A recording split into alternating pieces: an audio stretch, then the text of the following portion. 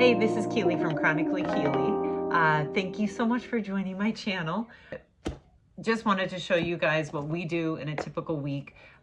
Wherever we can, I have homeschooled 3 kids. One of them has since graduated and is off doing his own thing, doing school at a local college. And I have my other 2. I have a 12-year-old and a 9-year-old. And wherever I can, I like to group all of our subjects, all of our things together. It's just so much, I like it. I like us getting to be together, and honestly, it's a time saver, and it just feels good. I enjoy getting to do those pieces together. The morning time is my favorite time. So here's what we do in the day. Usually we'll do 2 days a week. We do the story of the world. Right now we're doing ancient times, and honestly, we've been doing it. This is our 3rd year. We are not rushers in this family. I think this is broken down into, like, I want to say 36 or 42 chapters. We, technically could have done this in like a year and a little bit more. But this is our 3rd one, because they also have, let me see. Of course, I cannot find it, but somewhere around here is the workbook that goes along with it, and it comes with like a bunch of extra supplemental readings that you can do. So you have your typical, like this one was on Babylon Takes Over Again, and then they would have supplemental books that you could do based on that. Coming up, one of the ones we're doing is Solomon and the Ant. So what ends up happening is we read this book, and then we'll read a chapter a week. A chapter a week, and then we'll get into reading the supplemental readings, and it just really helps to build like a well-rounded lesson for the kids. So we are clearly not in any kind of a rush. We only do this 2 days a week. The other 2 days a week we do American history. And the way I've been doing American history is just straight up been through living books. And right now we are doing Sara, Plain and Tall. And it is covering, I think, this is the period right around the 1850s. And it really gives, we've been doing American history through living books this way for a while now. And we love it. I love it because I am not one, I don't like just like shoving like, here, this happened on this date and this happened on this date and remember this. And we just read the stories, and the kids are naturally absorbing what happened in that time. What is my dog doing? Oh, he's eating off a plate. So let me go a little faster through some of these. This came from our knowledge crate. We're doing a unit study based on deserts, and there are so many books. I should do that in a separate video sometime. There's so many books and activities and things like that centered around deserts. Again, it's more on it's a living book side based on there's facts in there, so it's like fiction, but also not. Does that make sense?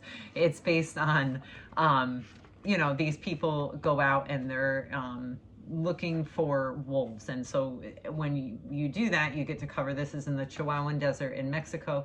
You get to cover the Chihuahuan Desert. You're talking about animal conservation. Then there's pieces in here about different plants and the different animals, different dangers of being in a desert and just desert life as a whole.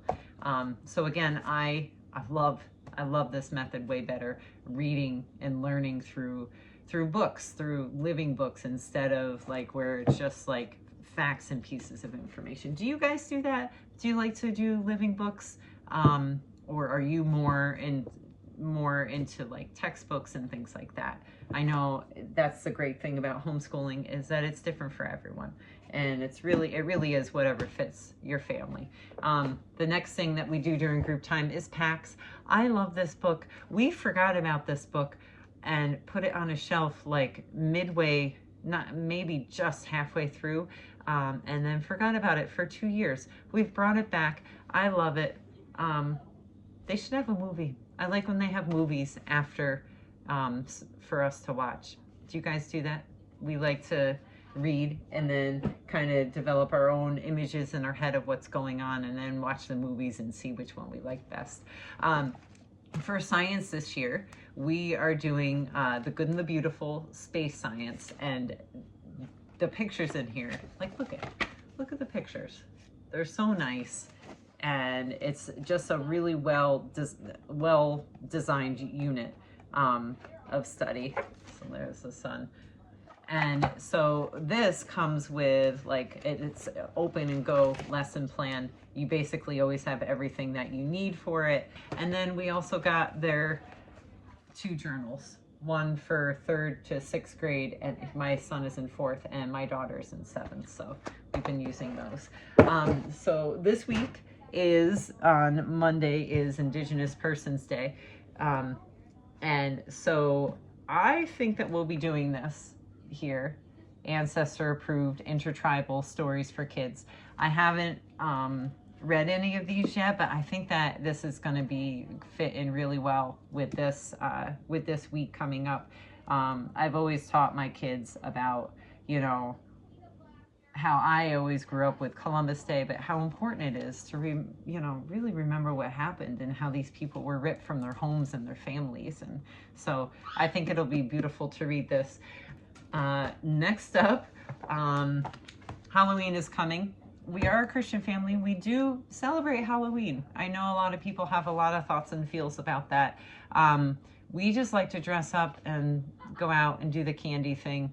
I see a lot of it as like very good teaching points, and I know a lot of people see it differently, but I think it's a chance to open up conversations and to have them, and then they dress up and they have fun and candy and all that. So we have coming up, we'll be moving. We always read poems every day, like one poem. A lot of times I'm going to be honest, we read the poems and I'm like, I don't know what that meant, but it's about the rhyme and the rhythm. Do you guys like poems? I really like them, but a lot of times I don't know what's happening, but I do like the rhythm and the gait of the language when you're reading them. So we'll be reading Halloween poems and taking a look at this Halloween craft book. We got this at the library. And also the last 2 things, we are doing studying citizenship and how to be morally good characters in society. And so again, through books, we're learning about it, different stories. And this one is Sharice's Big Voice. A Native kid becomes a Congresswoman. I think that'll be great, especially for this week. And then we have At the Base, or no, At the Mountain's Base. So so far we read The Empty Pot, which was a really cool story. I like that story, just about being truthful and honest. And so the final thing that we'll do as a group this week is this box here, anger management. I got this at Kohl's, and I was not expecting for this to be such a great tool for me with the kids, but it basically goes in and it teaches them about handling their emotions, accepting where they're at, and what they can do, different things that they can do to calm down. And so it comes with, it's a whole box full of things. There's like putty that you can use like for, to squish and to make things with. This also, it has like a series of cards. Let's see if you can.